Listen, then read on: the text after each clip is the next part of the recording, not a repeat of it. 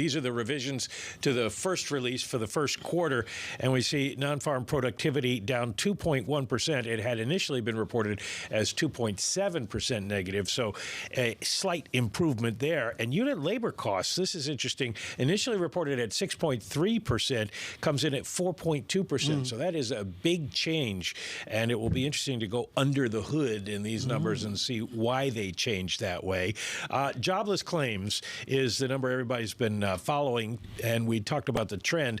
232 for the month, for last week rather, and the week prior was revised up to 230. So almost no change in claims. It doesn't look like the labor market is getting any weaker. Now we've had three numbers: the JOLTS numbers, the ADP numbers, and the claims numbers. And your all summary? Suggest strong. Well, my summary is that if you were a betting person, and we got one more number, the ISM employment number coming out at 10, you would probably be marking up your payrolls estimate. The private payrolls estimate right now is 164, and with ADP coming in at 278, that's more than 100,000 difference. So somebody's going to be really wrong. I mean, I look at this, Michael, and you know, we're going to have Kathleen Bosjancic with us here in a moment, which is wonderful.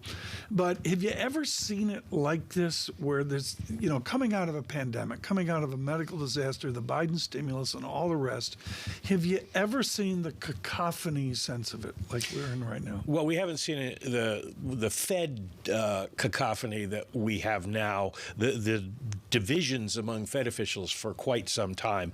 The data are sort of in all different places. So the Fed is in all different places. What's interesting is we tend, as economists and I think as monetary policymakers, to fight the last war.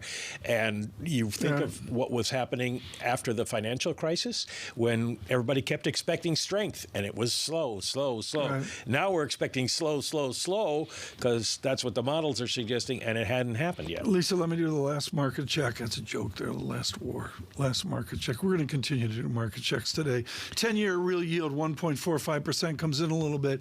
I'm going to call it quiescent, I guess, is the summary of the data. I see a little bit lower yields. I actually find it more interesting than quiescent, because what you did see was jobless claims coming in lower than expected, right? A downside surprise, although pretty much in line, but showing that it's lower. But that's not what the market's responding to. What the market was responding to is the revision of the unit labor costs coming in. And so yields lower, significantly lower, even though, as Mike said, on the margins, this points to a labor market that would be strong, signifies the bias right now to a Fed on hold, to a Fed that doesn't want to go further, and that seems to be what's getting priced into the market. Well, and the thing is, this is also first quarter data, so we're now 2 months into the second quarter, so it's old numbers, but still makes the case maybe inflation could come down. Right, but that seems to be what people are banking on, and whatever the view on whether that's accurate or not, that's where the bias is. What is your view on the incredible revisions, the amount, the degree to which the data was wrong and has to get revised in another direction?